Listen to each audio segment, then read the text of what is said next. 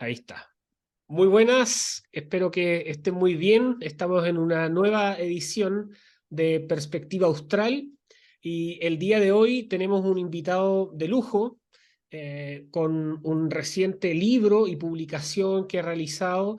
Tenemos a Agustín Barletti, que es escritor, periodista, editor argentino, es abogado y experto en temas de constitución y derecho público. Además, se ha formado en la Universidad Nacional de Buenos Aires y por otro lado también doctorándose en Derecho en la Sorbona en París.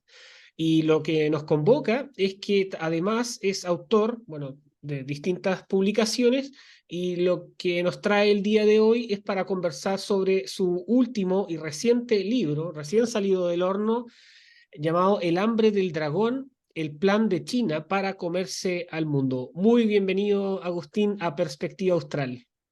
Hola, ¿qué tal? Muchísimas gracias por interesarse en mi obra.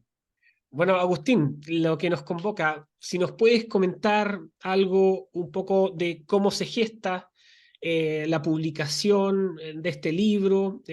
Entendemos que partió ahora el 2023, fue lanzado en Buenos Aires y ya está copando las librerías, así también se puede adquirir en otras partes del mundo ya. Sí, sí, sí. Bueno, este es un proceso de una investigación que llevó casi 2 años, quizás, sí, 2 años fueron. Yo hace 25 años también que soy el editor de un suplemento, una sección de transporte y logística en el diario El Cronista Comercial de Buenos Aires. Y me fui interiorizando mucho sobre el tema de China, sobre todo desde el tema de infraestructura, en el tema de puertos, en el tema de cómo iba ingresando en los distintos países, y me di cuenta, digo, bueno, esto es muy fuerte, y empecé a investigar en otros rubros, empecé a tomar información de lo que estaba pasando en otros continentes, y así fue como en un momento dije, esto hay que darle forma de libro. Y bueno, sí, efectivamente, fue ese trabajo de investigación. El 10 de mayo pasado, en la Feria del Libro, fue la presentación. Y dice muchas veces que una de las, de las cosas, ¿no?, que debe tener un escritor, es la sensibilidad de la sociedad para la cual escribe, para entender un poco, ¿no es cierto?, hacia dónde va dirigido. Y yo la verdad que con este libro me falló totalmente esa sensibilidad, debo reconocerlo, porque yo pensé que iba a ser un libro más dedicado de una llegada mucho menor, dedicada más a gente que esté en el tema de la geopolítica, un círculo más reducido. Y ya el día de la presentación de la Feria del Libro, vi cosas como, por ejemplo, que la sala que habíamos pedido estaba repleta, se quedó gente afuera. Había gente que agarraba sillas de otras salas y las llevaba a la sala nuestra y se sentaba donde podía. Y después estuve más de 2 horas firmando ejemplares en el stand de la editorial. Entonces, ahí comprendí, y después se vio eso con las cifras de venta. A nivel del ebook, en formato ebook, es el cuarto libro más vendido de Argentina, y en papel es el 10º. Y ahí comprendí que no llegué a percibir la gran preocupación que existe en la sociedad latinoamericana sobre el avance de China. Yo pensé que era algo más reducido, pero no. Hay casi todos los estratos sociales, hay mucho interés y mucha preocupación por esto, y por eso tiene que ver la difusión que está teniendo el libro, ¿no? Ah, claro. Sí, es un tema que además lo que se ve es que hay poca información respecto como en el conjunto de todas las materias que se avanzan. Siempre se ven como pequeños casos aislados sobre distintas materias y sobre todo lo que está ocurriendo en América Latina. Al menos, Sí, sí, al menos es se así. ve, hace poco hubo una polémica también en Chile, también y en América Latina en general y en el mundo, sobre un informe de Safe Work Defenders, que Mm. ellos elaboraron un informe donde detectaron a través de una investigación de que, por ejemplo, la policía china tenía estaciones de servicio en distintos países, más de 29 países, que Sí. se suponía que estaban siendo utilizadas como bases policiales, algo que es completamente como ilegal, con el objeto de buscar disidentes políticos. Sí, bueno, existen, el nombre que yo le pongo en el libro es comisarías clandestinas. Existen comisarías clandestinas en varios países del mundo, En Sudamérica se detectó una en San Pablo, otra en Río de Janeiro y otra en Buenos Aires, desde donde lo que están haciendo justamente es a aquellos disidentes del régimen chino que están generando problemas, que están opinando, que están hablando en contra del régimen, de alguna manera los llevan a esas comisarías.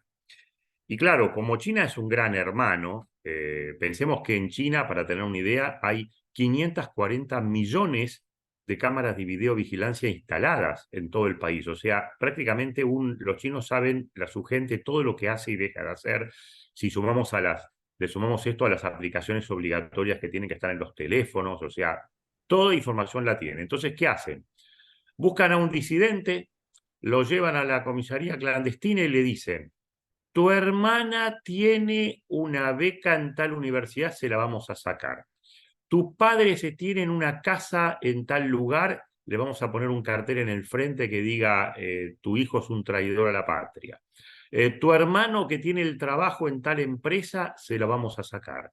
Bueno, así logran que los disidentes vuelvan. Y es cómico, ¿no? Porque el año pasado, vendría a ser el equivalente a un ministro de seguridad en China, dijo: vean las bondades de nuestro país, que hemos logrado que 210.000 compatriotas que se habían ido vuelvan a la patria. Claro, así cualquiera los trae, ¿no? Claro.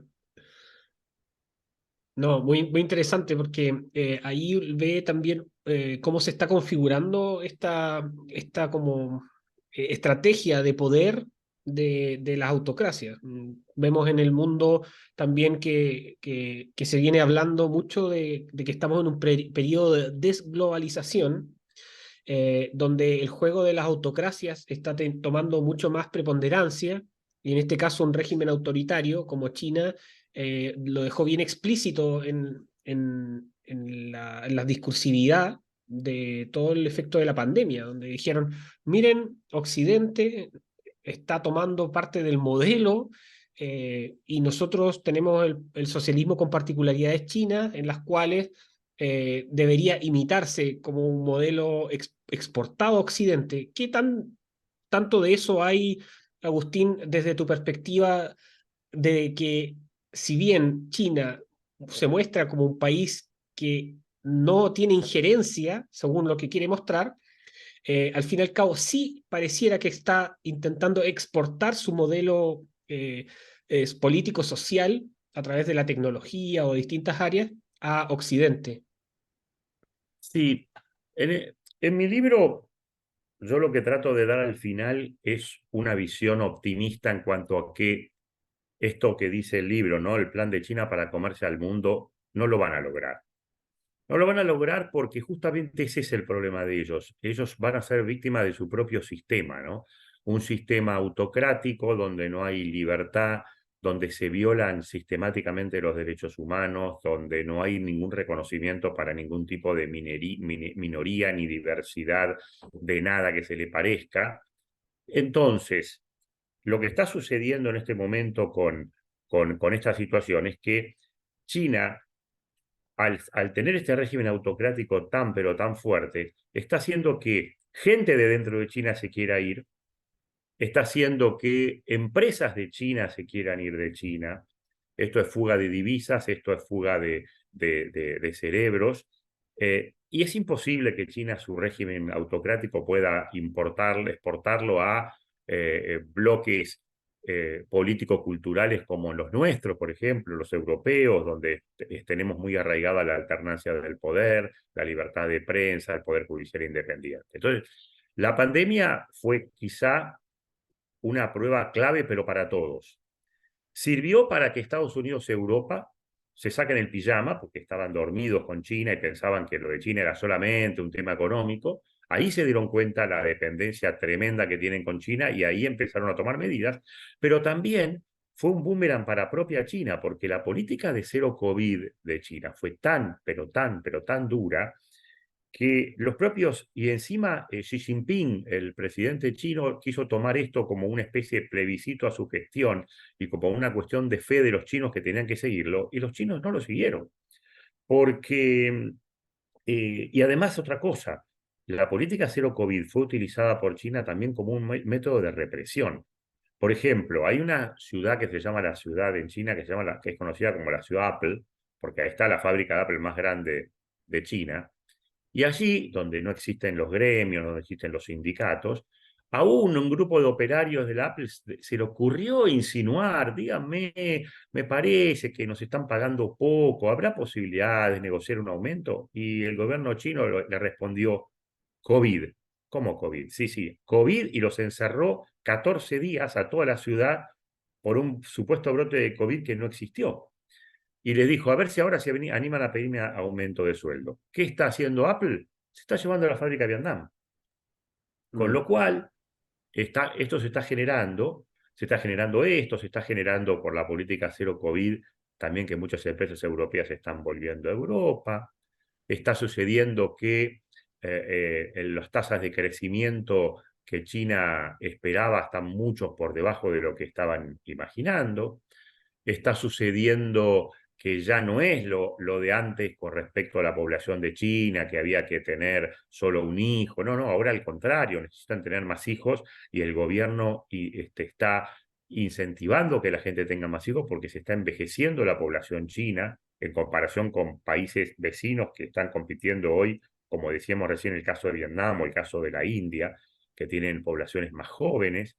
Entonces, todo esto termina siendo un boomerang para China, sumado a que, por más trabas que hayan, siempre desde el punto de vista del mundo globalizado y sobre todo a través de Internet y todo, por más censura que haya en China, llegan imágenes. Entonces, de golpe, los chinos estaban todos encerrados que no podían ni asomar la nariz de su casa y veían las imágenes del Mundial de Qatar con los estadios llenos y la gente abrazándose y besándose y decían, acá está pasando algo, ¿no? Y ahí empezaron a aparecer manifestaciones como los que no se habían visto desde la época de la que era la plaza de Tiananmen en 1989, ¿no?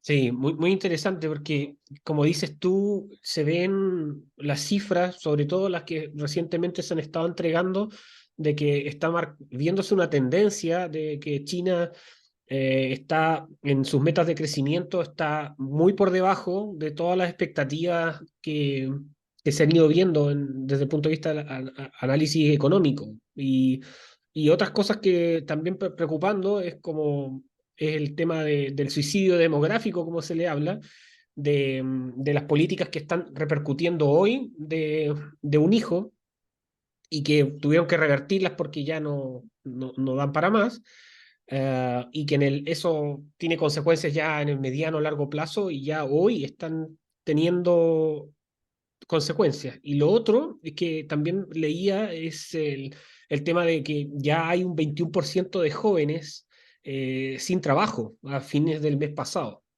Y Sí, eso, claro, como dices tú, es brutal para una economía tan importante para el mundo y que además tenía tantas perspectivas o está tan entrelazado en las cadenas de suministro, logísticas, que se han tenido que rearticular producto de la represión y de estas políticas de COVID cero. absolutamente, absolutamente. Y además ponen en tela de juicio las bondades de un régimen que, es más, ¿cuántas veces hemos hablado nosotros cuando un país crece mucho por alguna razón? Dice, crece a tasas chinas, decíamos, ¿no? Bueno, eso no lo podemos decir más ya. Para China, por ejemplo, cerrar este año con menos del 3% de crecimiento del PBI es como nada, pero es tremendo para ellos, que tenían perspectivas de crecer al 9% o al 7%. Ellos tenían una meta, a ver, China es un país con 5.000 años sobre sus espaldas, un país que quiere entrar a la modernidad con un sistema arcaico, de que ya ha fracasado, un sistema político que se vio que fracasó en todos lados, pero bueno, por esos 5.000 años que tienen sobre su historia, sobre sus espaldas, y como pueden esperar, el plazo más cercano que ellos estaban viendo era el 2049 para festejar los 100 años de la Revolución Cultural de Mao. Y ya están estirando ese plazo, están viendo que a los objetivos a los cuales querían llegar nunca van a poder hacerlo porque el crecimiento que se está dando en los últimos años es tremendamente bajo para ellos. Sí. Agustín, dentro de las investigaciones que también hablas en tu libro, si nos podrías comentar también es el tema portuario, que lo has visto que igual en América Latina están teniendo un impacto tremendo en puertos en México, puertos en inversiones en Perú. eh, bueno, todo lo que está ocurriendo hoy como igual viendo como inversión en Chile, etcétera. Tu perspectiva respecto a estas materias en el avance de la toma de la infraestructura por parte de China a través de sus empresas estatales. Sí, efectivamente. A ver, un poco, la primera, como base, ¿no? Para después entender todo lo que podamos hablar, eh, es que mi tesis es que China se convirtió, se viene convirtiendo, viene actuando como un prestamista de emergencia para los países que tienen dificultades de acceso al crédito. O sea, esto es como, por ejemplo, tú en tu casa tienes un ingreso de 1.000, pero quieres vivir gastando 2.000. Bueno, vas a tener primero que ir al banco. El banco está ahí en un lugar que tiene un edificio, un gerente, todo lo vas a firmar, vas a saber cuánto vas a pagar de cuota, todo. Pero va a llegar un momento que si vos seguís viviendo más, gastando más, ya el banco te va a cerrar la cuenta y te va a quedar solamente ir al prestamista, al usurero que está a la vuelta de tu casa. Ese no te va a hacer firmar nada. Ese un día va a vivir a la vuelta de tu casa, otro día va a vivir en otro lado. Te va a decir que el interés es tanto, después te lo va a cambiar. Y si vos no pagás, en un banco, el banco ahí vas a ir a la justicia, va a haber un juez, te van a regular cómo son las cosas. En cambio, el usurero, cuando no le pagas, va a tu casa, te tira la puerta abajo de una patada, se lleva el auto, se lleva los muebles. Bueno, China es el usurero y el FMI es el banco. Por eso el FMI, cuando presta el dinero y quiere, como quiere cobrar lo que presta, nos propone algunas recetas que a muchos gobiernos no les gusta, como es ajuste en el gasto, porque, bueno, es como que le digan a vos también, el banco te presta y te dice, sí, pero no gastes más 2.000, tenés que gastar 1.000, porque si no, no vas a poder pagar. En cambio, China no le interesa ni le preocupa a quién le presta dinero. Nada, no le interesa absolutamente nada. Es más, a China no quiere que le devuelvan la plata. China quiere que el país esté ahorcado para después poder incidir en quedarse con activos y además de quedarse con activos, en incidir en determinadas decisiones internacionales en organismos. Por ejemplo, hay muchísimos votos en Naciones Unidas que no han condenado a China por el voto de todos los países endeudados. Esto se tiene que ver con un plan de China el plan de China, que como digo, no lo van a lograr, es que en un futuro cualquier país, ningún país pueda tomar una decisión soberana sin antes consultarlo con el Partido Comunista. Y dentro de esa estructura está lo que se llama, yo hay un capítulo de mi libro que se llama Un collar de puertos, donde hablo de cómo fue armando China. Hoy China tiene 95 puertos en todo el mundo. Más del 30% de todos los contenedores que se manejan en el mundo en algún momento parten, salen o hacen una escala en algún puerto manejado por China. Tienen empresas, como decíamos, todas las empresas son estatales, todas, cuando hablamos de empresas chinas, son todas estatales que dependen de las directivas del Partido Comunista Chino, que si están en el exterior tienen que brindar toda la información al Partido Comunista Chino, que si tienen más de 50 empleados tienen que tener dentro de la directiva de la empresa obligatoriamente miembros del Partido Comunista. Entonces, desde estos puertos, que muchos han sido comprados en situaciones después de determinadas crisis, qué sé yo, el puerto del Pireo en Grecia lo compraron cuando una de las crisis económicas griegas, pero después, en otros casos, muchos de los puertos fueron inducidos pedidos por el propio, obras que hace el propio gobierno de China, pensando que después no van a poder pagar el puerto y después se lo quedan, ¿no? Entonces, por ejemplo, hay dos casos emblemáticos. Uno es en Djibouti, que es un pequeño país de África, pero con una ubicación extraordinaria que está en el Cuerno de África, en la entrada del Canal de Suez. Es el país más endeudado en porcentaje de África con China. Y le sacaron ahí la construcción de un puerto que terminó siendo una base naval para el Ejército Popular de Liberación. O sea, China tiene un puerto militar en la entrada del Canal de Suez. Otro caso emblemático se dio en Sri Lanka, la antigua Ceilán.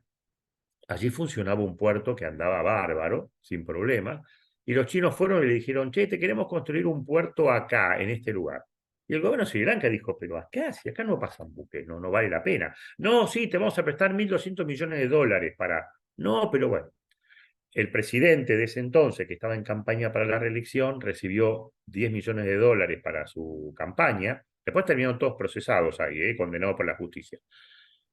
China le prestó los 1.200 millones, les hizo el puerto, pero claro, pasaron 2 años y China quiso ejecutar la hipoteca por el préstamo. Y los de Sri Lanka le dijeron, pero yo no te puedo pagar, porque si por ese puerto pasaron 20 barcos y no es un lugar, yo te dije que no era un lugar comercial. Y entonces China le dijo, bueno, vamos a hacer una cosa, yo te condono la deuda, pero vos me dejás operar ese puerto por 99 años. Y los de Sri Lanka le dijeron, pero ¿sabes qué? Te lo doy con un moñito de regalos y ese puerto no sirve. Bueno, se lo quedó China y ya están llevando buques del Ejército Popular de Liberación, ahí van a mandar otra base naval. Entonces, así están trabajando. Al norte, muy al norte donde ustedes están con sus vecinos peruanos, se está dando algo muy parecido en el puerto de Chancay, ahí en Perú. Mm.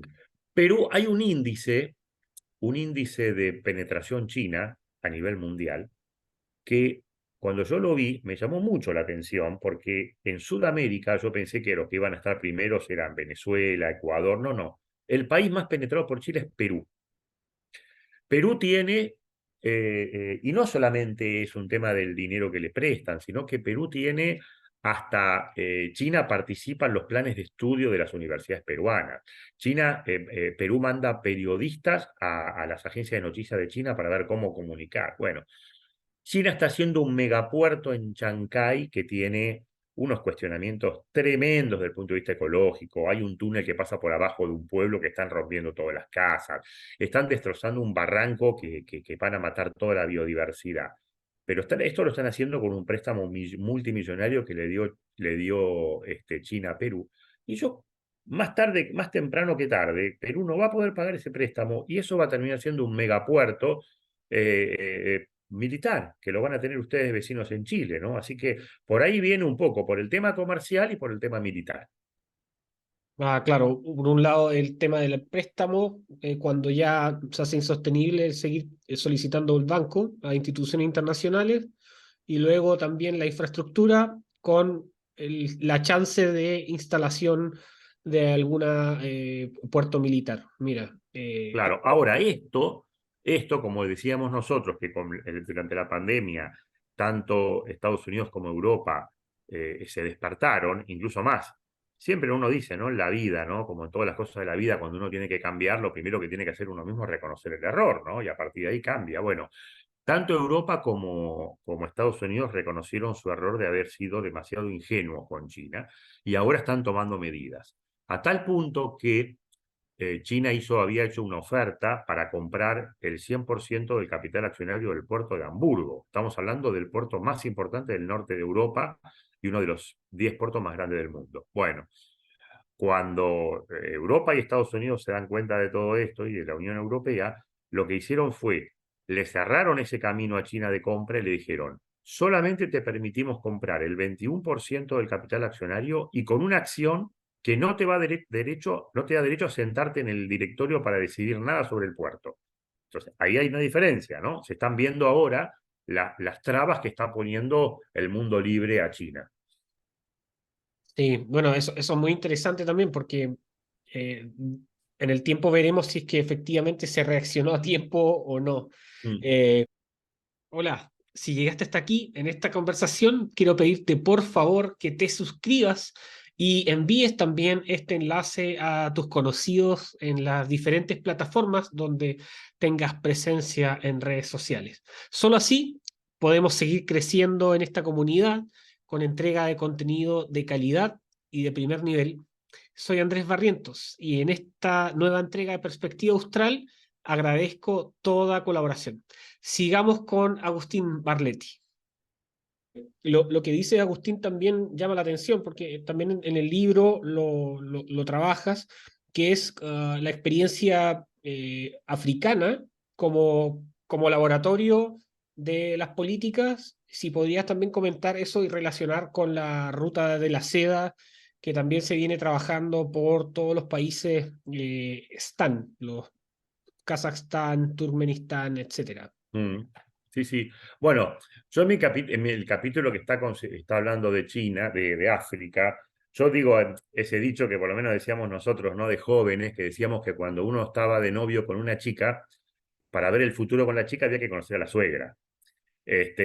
Bueno, entonces yo digo que África es esa suegra que tenemos que mirar todos porque es lo que nos va a pasar a nosotros porque si seguimos con China. Porque en África, China fue el primer desembarco, hace 40 años que está haciendo cosas en África, y lo que se está viendo en África es que hoy hay manifestaciones anti-China, hoy hay centenares, pero centenares de políticos y funcionarios de empresas estatales chinas procesadas y condenados por la justicia por acto de corrupción.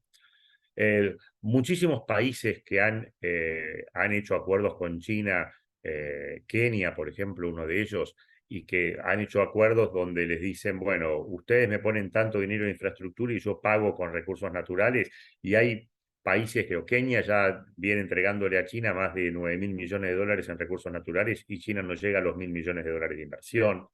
Entonces ya todo ese descalabro, y además han saqueado los recursos naturales, han violado todas las leyes ecológicas habidas y por haber. Entonces, eso es lo que nos puede pasar a nosotros. Por eso está interesante. Yo hago un recorrido por todo África, por todos los países de África, para mostrar qué es lo que nos puede pasar en Sudamérica. Y en Sudamérica tenemos que destacar que hay un solo país. De todos los países de Sudamérica, es más, si tomamos, yo diría que podemos ir a Latinoamérica, de México para abajo, hay un solo país que no se dio a las presiones chinas, hay un único país que sigue reconociendo la independencia de Taiwán y hay un solo país que quiere, por supuesto, mantener una relación comercial con China, pero con esa distancia de no tener ninguna injerencia, y es Paraguay. Todos los demás países cayeron en la trampa. Algunos más, otros menos. Ecuador, por ejemplo, durante los 10 años de la presidencia de Rafael Correa de 2007 a 2017, China se hizo una fiesta, pero una fiesta. Las cosas que hizo China en Ecuador no tienen nombre, las que está haciendo en Venezuela tampoco. Pero en Brasil, cuando toda esa estructura de Overdrecht cayó con la fragilidad de un castillo de naipes, cuando se hizo el lavajato y toda la corrupción, toda esa estructura de obra pública gigantesca, como no es cierto, siempre dicen, los vacíos alguien los llena, Claro. cuando cayó el mega, ¿quién entró? China, que hoy en su lugar está haciendo China todas esas obras. Mm. Y Sí, ojo que esto no pasa por un tema político de un país. China penetró en Brasil con Bolsonaro, penetró con Lula, en Argentina penetró con Macri y con Kirchner, y en Chile penetró con Bachelet o con Piñera. claro. O en Uruguay con la calle Es también. lo mismo, lo mismo. O sea, esto tiene que ver con esa necesidad de países que tienen de alguna manera cuentas en rojo y que necesitan. eh, y además hay veces donde está la reacción inmediata de China. Por ejemplo, Argentina tuvo, fue en 2007, 2008, un tremendo accidente ferroviario en una estación de Buenos Aires que se conoce como la tragedia de Once, y ahí se puso en tela de juicio el sistema ferroviario obsoleto porque fue un tren que a la mañana, hora pico de trabajo, ingresó a la estación y no fallaron los frenos, se apretujaron los vagones contra la última defensa del andén y murieron como, no sé, como no me acuerdo cuántas personas, incluso una mujer embarazada. Y a partir de ahí, Argentina, el gobierno de Argentina tenía que dar reacción inmediata a reconvertir el sistema ferroviario y modernizarlo. Y ahí apareció China, y China al otro día dijo, yo te presto toda la plata para modernizar todo. Y ahí fue porque es un proceso que empezó durante el último gobierno de Cristina Kirchner y siguió durante el gobierno de Macri, o sea, fue de 2011 a 2019. Pero yo lo hablaba con el ministro de Transporte de Macri y le decía, ojo, que China no te está prestando dinero, porque a vos decime una cosa, a China cuando te presta el dinero te dice que yo te doy el dinero y después vos si querés comprar los trenes en Bélgica, en Holanda, en Estados Unidos, no, no, es para comprarlo de ellos. Bueno, entonces China te da la plata para comprar los trenes chinos, que eso te implica después quedar atado con los repuestos chinos, te manda gente de China para instalar todo y te vende los rieles chinos y los durmientes chinos. Entonces, China no te está prestando la plata, China está financiando su industria, que es otra cosa. Entonces, esa reacción rápida es otra cosa que hace que China ingrese muy rápido, ¿no? Porque se aprovecha de todas estas debilidades de nuestros países, ¿no? Sí, Agustín, ahí interesante también esa materia porque suele pasar a las personas también que nos ven de que no comprenden de que la negociación es muy distinta entre empresas privadas a relaciones que se mezclan entre relaciones bilaterales entre países que tienen representantes de empresas que son estatales. El- el- el- Totalmente, la, la, totalmente. la diferencia entre los tipos de negociación, bajo los aspectos de legalidad y todo, de cumplir los estándares en ciertos países de las legislaciones, por parte de la empresa privada, bueno, ahí tienen oficinas de abogados importantes, pero aquí tienen relaciones diplomáticas para la instalación de sus respectivas industrias en los países latinoamericanos o donde quieran hacer la influencia. En esa diferencia es crucial también para el avance de la empresa estatal de este país. Por supuesto, y además tienen otros fines. Una empresa norteamericana que quiera ir a Chile a realizar, por, no sé, extracción de cobre, tiene el fin de entrar, de ganar una licitación y de ganar dinero.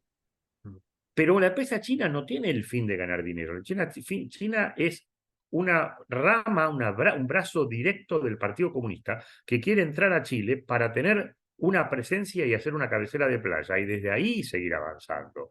Por eso que las empresas chinas muchas veces ganan las licitaciones porque van con precios por debajo del mercado, porque a ellos no les interesa. Si total son todos empleados públicos que cobran después del tesoro.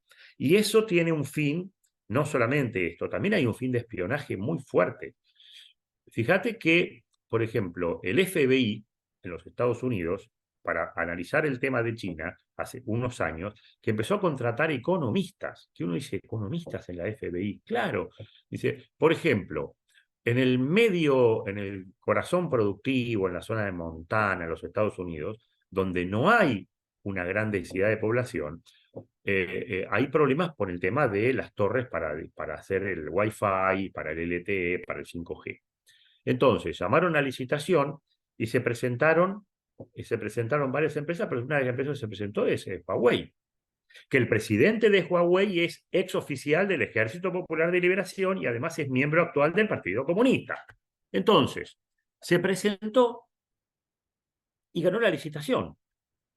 Y ahí el FBI le dijo a los economistas, muchachos, ¿me pueden hacer un estudio de la cantidad de gente que van a atender, cuánto pueden cobrar, cuánto van a cobrar de tarifa con esta que van a ofrecer y si es negocio para esa gente?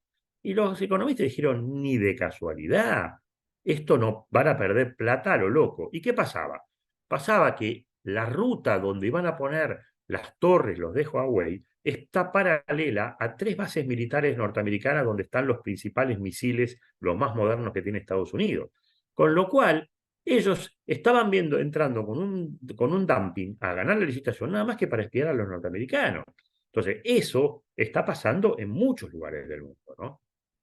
Claro, es interesante porque en Chile el caso, hoy actualmente el sistema de transporte del metro o subte, como le Sí, llaman en Argentina, la nueva sí, línea está siendo construida por una empresa china. lo sé.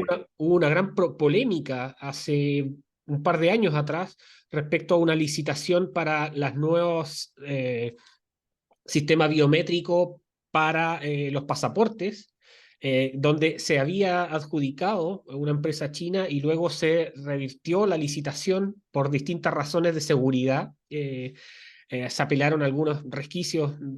legales para no entregar la licitación a esta empresa china. Y lo Eh, bien que hicieron.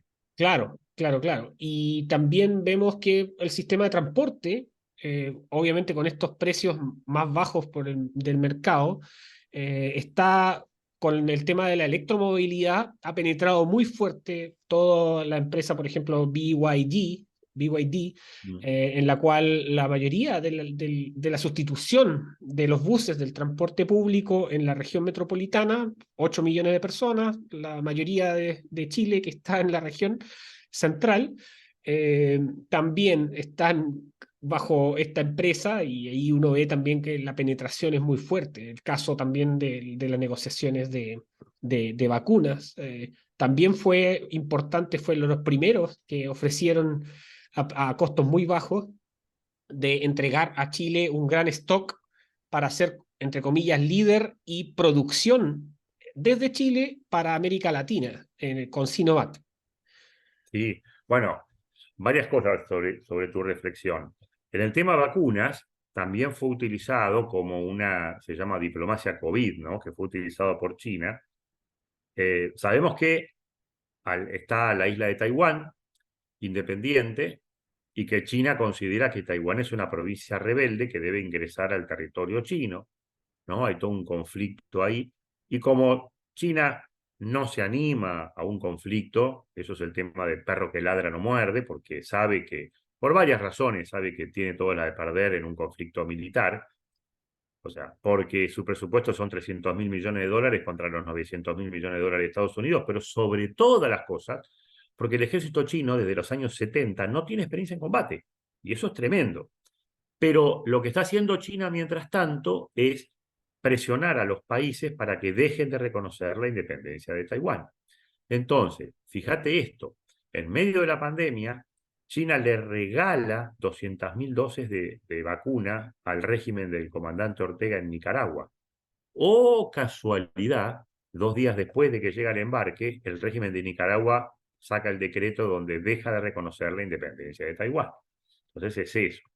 Y en el tema del Metro de Chile hay una parte de mi libro que yo abordo esto.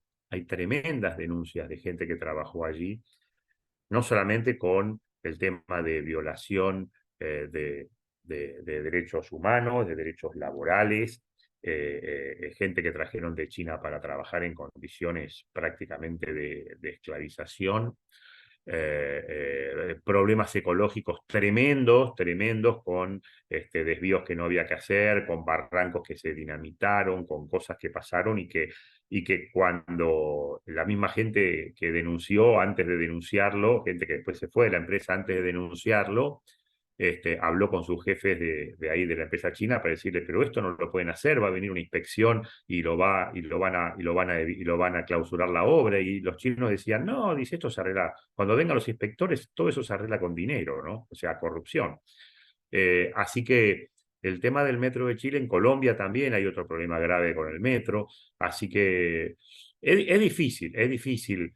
Son, como digo, ¿no? Son empresas que tienen otro fin. Por ejemplo, en Argentina, por ejemplo, el 80-90% de la producción agropecuaria, ¿no? De la venta de soja y de subproductos, se exportan a través de la vía navegable que va por el río Paraná y que sale al océano.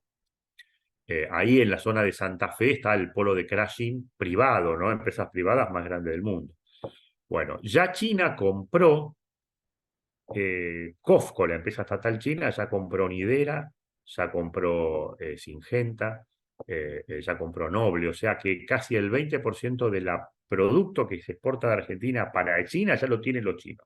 Pero además están haciendo una presión tremenda porque se viene una licitación para el dragado de la vía navegable para que la empresa Shanghai Dredging sea la que drague allí. Y resulta que la empresa Shanghai Dredging no solamente la echaron por inútil en el río, la Comisión Administradora del Río de la Plata, porque no logró dragar bien el canal Martín García, que va cerca de la costa uruguaya.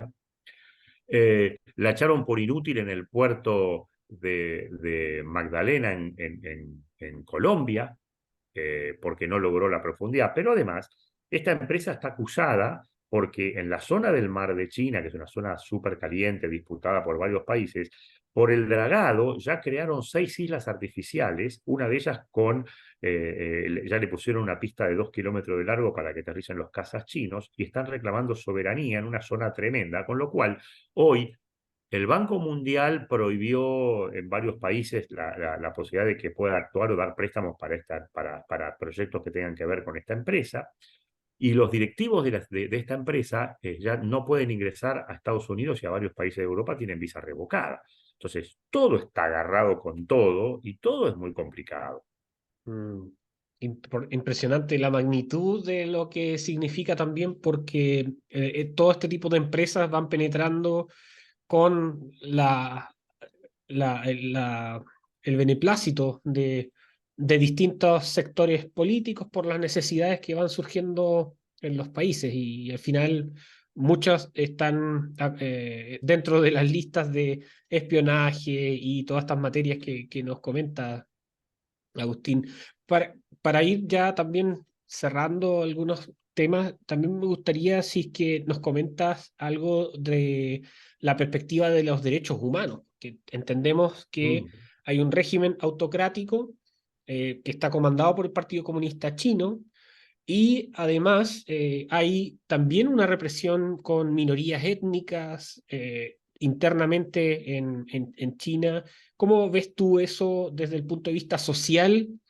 eh, los jóvenes, yo leía el libro sobre China de Guy Sorman, Mm. que también comentaba que ya las nuevas generaciones en cierta medida están entendiendo, aunque ya vienen con toda la revolución cultural y todo, pero están entendiendo de que existe otra vía hacia una democracia liberal, de que hay otros países que gozan de otras bondades, y en este caso como que no estarían siendo tan soporte del régimen y quizás en unas décadas más eso pueda cambiar.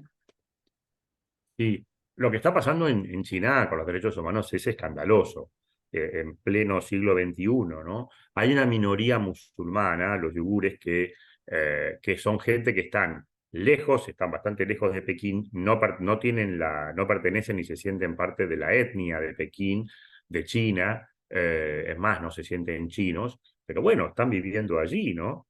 Y entonces lo que está haciendo China eh, los está mandando a campos de reeducación, que son lo más parecido a campos de concentración, a donde les están queriendo lavar la cabeza para decirle que deben de dejar de su cultura y su creencia musulmana y deben de abrazar la creencia del Partido Comunista.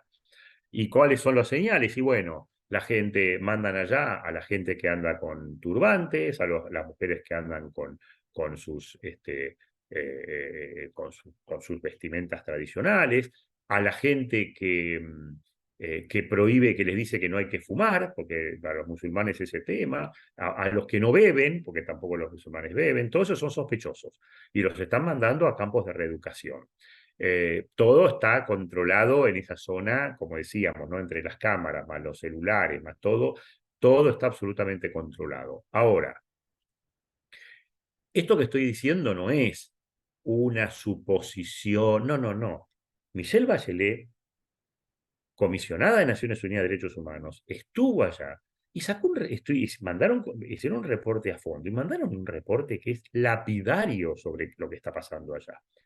Y aquí viene de vuelta atado el tema de las presiones y cómo China ejerce influencia sobre sus países deudores. Estados Unidos presentó una moción en Naciones Unidas para condenar esta violación puntual de derechos humanos. ¿Qué pasó? Se abstuvieron muchísimos países sudamericanos, muchos votaron en contra de la moción, o sea, a favor de China, con lo cual no pudo ser condenado China. Entonces, China es quedarse con activos, pero además usar estas cosas, ¿no? Y después es el que pertenece a alguna de las, no sé si son minorías de diversidad sexual, o sea, estamos hablando de la comunidad LGTB+, que en China la está pasando mal, mal, mal. O sea, el gobierno recomienda terapia de reconversión para los gays, una cosa que, ¿dónde se vio? Todas las organizaciones que defienden estos derechos de diversidad sexual no tienen, se les sacaron todos los subsidios. Hay un caso muy sonado de dos chicas en una universidad que llevaron no sé si fue la Semana del Orgullo, que llevaron la bandera y les sacaron las becas. No hay las posibilidades de dos mujeres que quieren tener un hijo, subrogación de vientre, no hay posibilidad ninguna. O sea, y uno dice, ¿no? Yo el otro día en un canal de televisión en Argentina decía, Argentina, un país que saca pecho en todos lados por su política de derechos humanos, resulta que se abstuvo de condenar a China por los derechos humanos. Argentina, un país que fue líder en matrimonio igualitario, en defensa de todos estos derechos, no hay una persona de este colectivo que haya salido a decir o a cuestionar lo que está haciendo China. Entonces ahí hay una doble vara y un doble discurso que la verdad que son muy tristes, ¿no? Claro. Bueno, Agustín, para ir cerrando, agradecerte la conversación muy ilustrativa también y a todos los que nos ven desde toda Hispanoamérica y que se han ido sumando cada vez más a este canal Perspectiva Austral. Comentarles que el libro lo pueden encontrar, si nos puedes comentar, Agustín, para que lo adquieran, lo puedan leer y también difundir. Perfecto. Bueno, en su versión de ebook está en el sitio bajalibros.com, después está en Amazon, está en Google y está en Apple. Y luego, en versión papel, hoy la posibilidad es comunicarse con la editorial de Los Cuatro Vientos, que es la editorial en Argentina que hizo el libro, y se puede pedir y lo envían por correo.